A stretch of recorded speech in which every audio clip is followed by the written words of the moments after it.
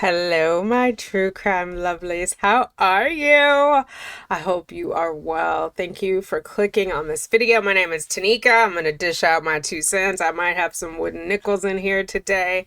I hope you are as lovely in life as you are in my mind. If you're not, I hope tomorrow is a better day. Every day is not. Every day doesn't have to be a good day. Don't get tied up in that toxic positivity. But when we have the bad days, I think it helps us appreciate the good days a little more, right? So if it is a good day, celebrate. And if it's not, hang in there. Okay, so a lot of you guys have emailed me. A lot of you guys and gals have emailed me and chatted me. I don't really check my IMs on Instagram. I happen to be on there today, so I saw some of them, but it just builds up. And I was gonna make a members only, but I'm like, there's so many people, I'm just gonna do it publicly.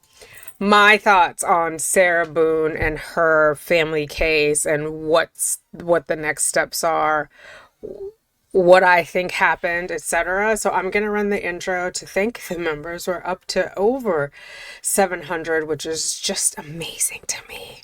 Membership start at 99 cents if you're interested and also want to be included in this. But if not, you get all the content. They get some one-on-one conversations with me and some of the body cam footage earlier. But they also kind of guide the direction of the channel because, like, I'll post the body cam footage to them. They give me their comments and I incorporate those comments then when I do the commentary. So they're kind of giving me their 2 cents, and that helps inform how I feed you my 2 cents. And so I greatly appreciate them. So the music is coming. You have been warned. 33 seconds.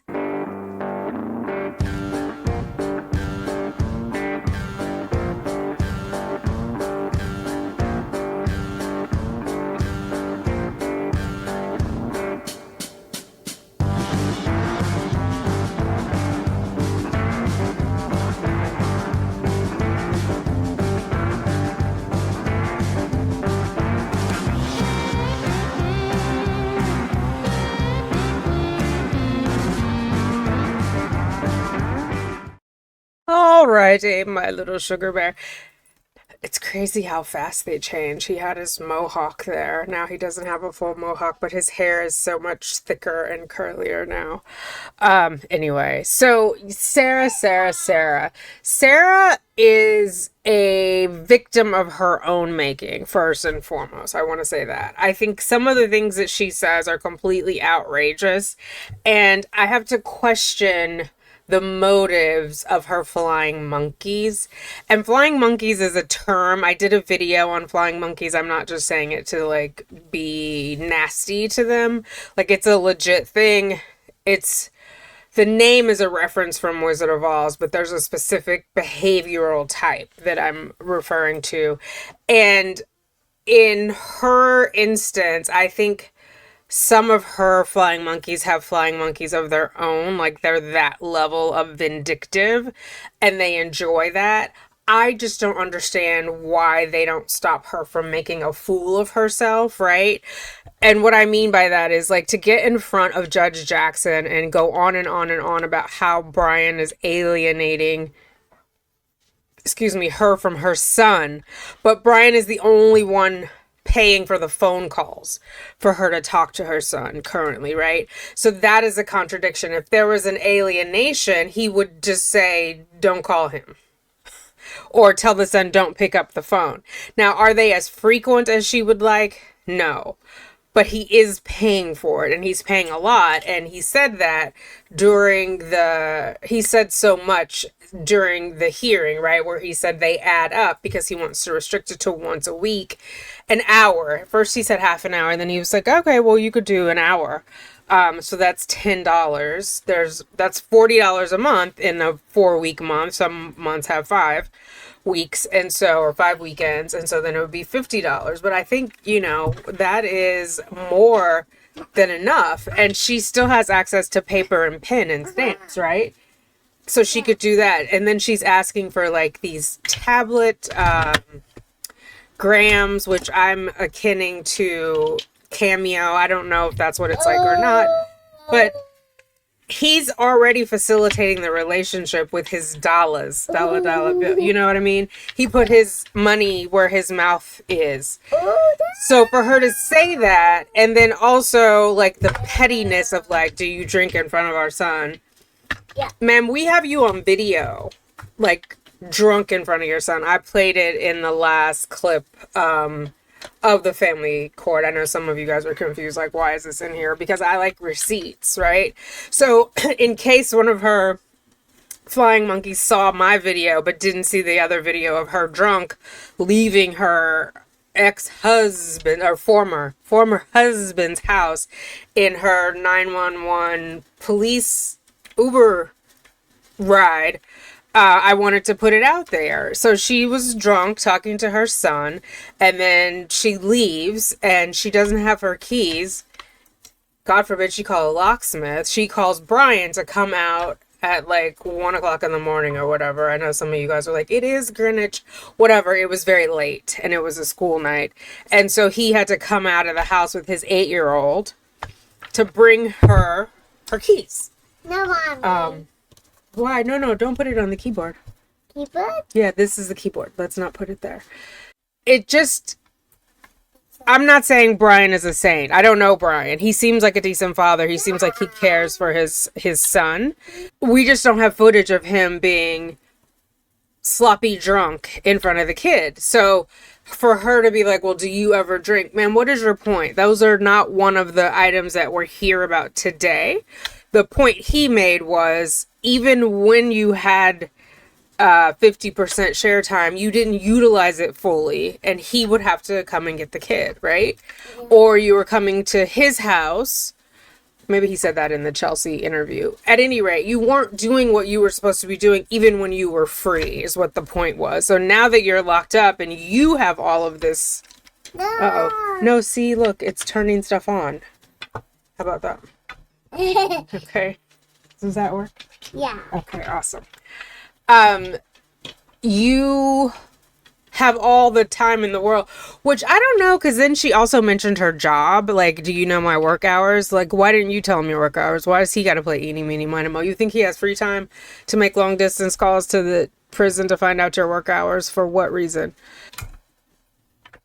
So I don't know when her work hours are, but she seems to have an abundant amount of time to talk to him. And somehow she feels like the more she talks to him, that equates to a better relationship, because you know he has a girlfriend and you know he has a what his favorite color is.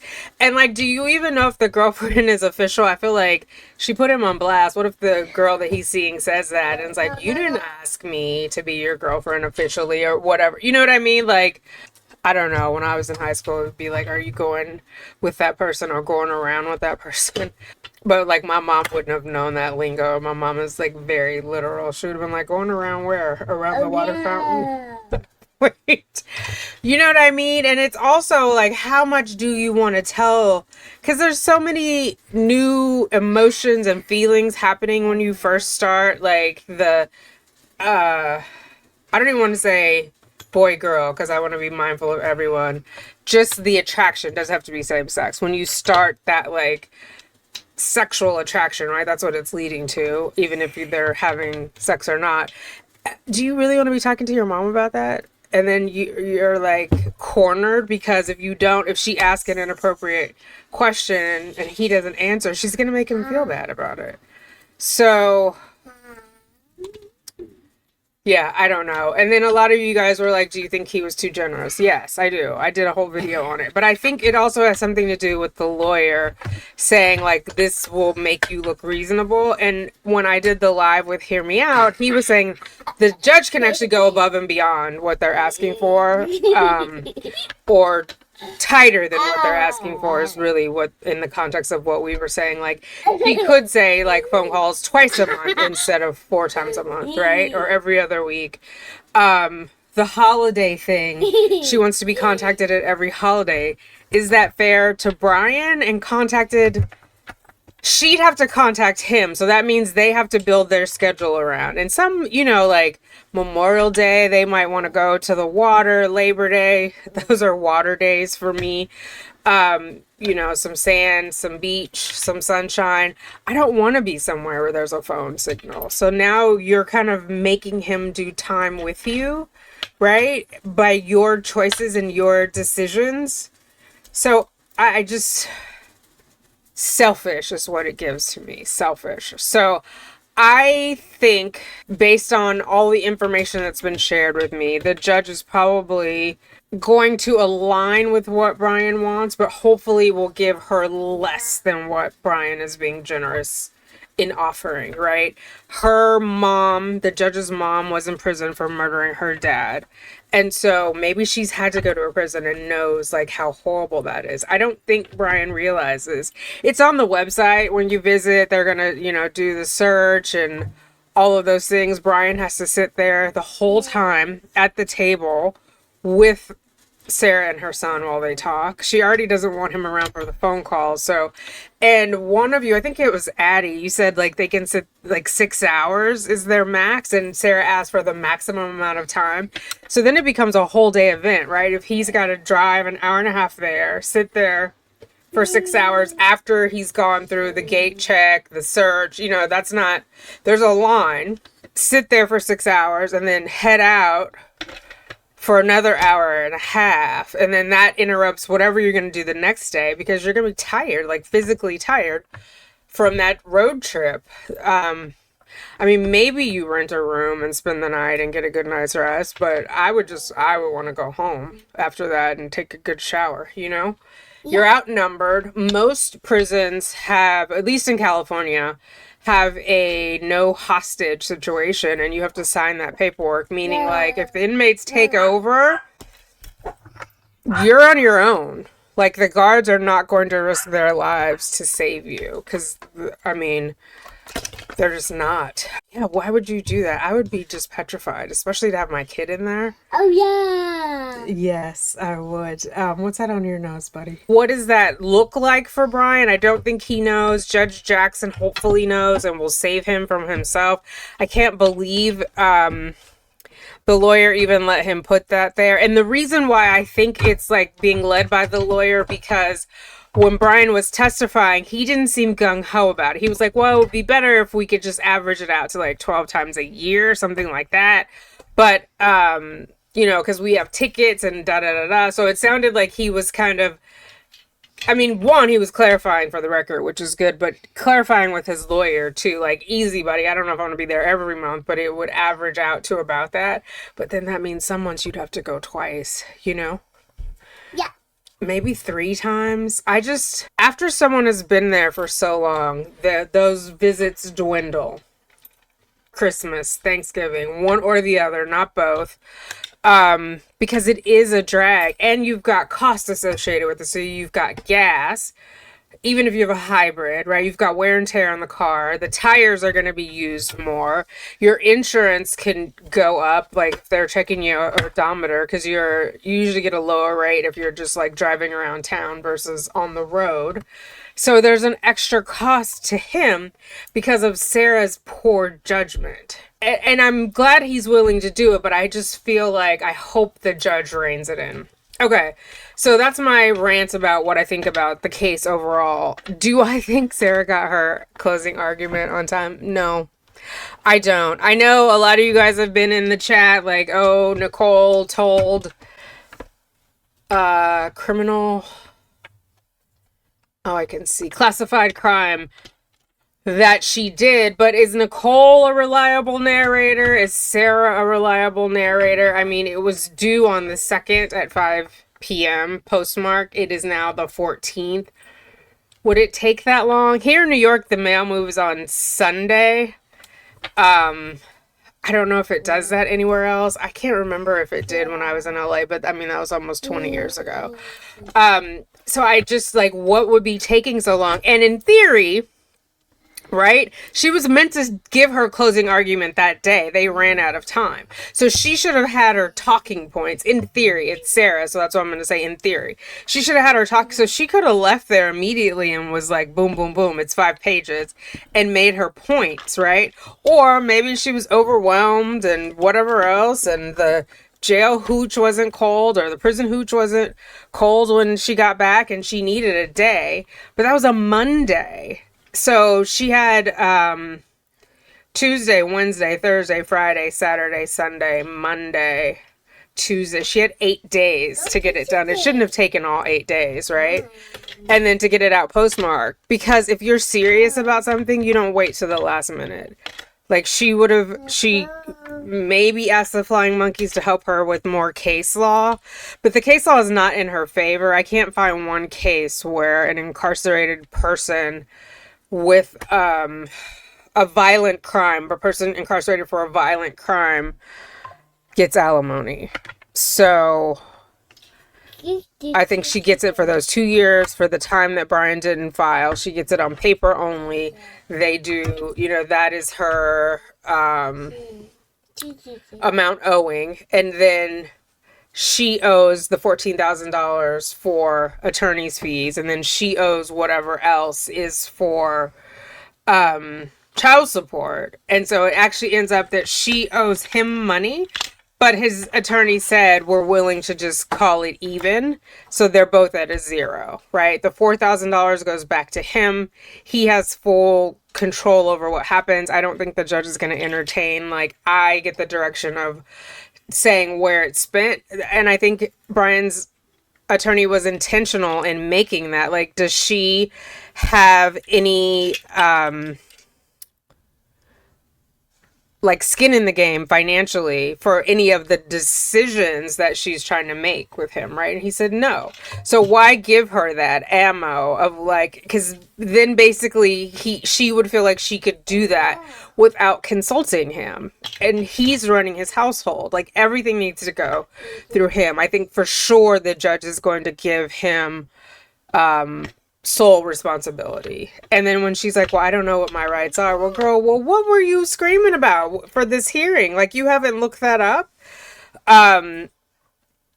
Yeah, he doesn't have time to contact her and call her. And who really cares? I mean, he said it I don't know how many times during the hearing. I don't care. Who cares what her thoughts are about it? Like, her decision-making stick is broken, or whatever you want to call it. It doesn't work. Like I always say, my picker is broken. That's why I'm single. Her decision-making picker or pointer or whatever you want to call it, it's broken. There's no need for him to call her. He's doing fine, and he's only got 3 more years left. So she hasn't been involved in that way up until this point, even when she was free. So pound sand. That's what I think the judge is going to tell her on that. Pound sand. But let me know what your thoughts are, because I know you guys have thoughts. So that's why you have been hitting me up.